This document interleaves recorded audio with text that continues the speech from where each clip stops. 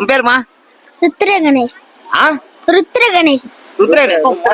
மொட்டை பேராக்க கொட்டை தொங்கும் போதே நினைச்சேன்டா கொட்டை சம்பந்த பேரா இருக்கும் அப்படின்னு.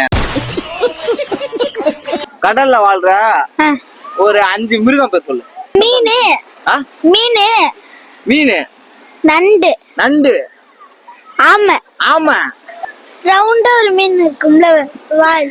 ரவுண்டா ஒரு மீன் இருக்குமா? ஆஹா. ரவுண்டா வச்சு இங்க இப்படி வரும்ல. ரவுண்டா வச்சு இப்படி வர மீன் என்ன மீன்டா? விண்மீனா? விண்மீனா? விண்மீன் இருக்கு தெரியுமா?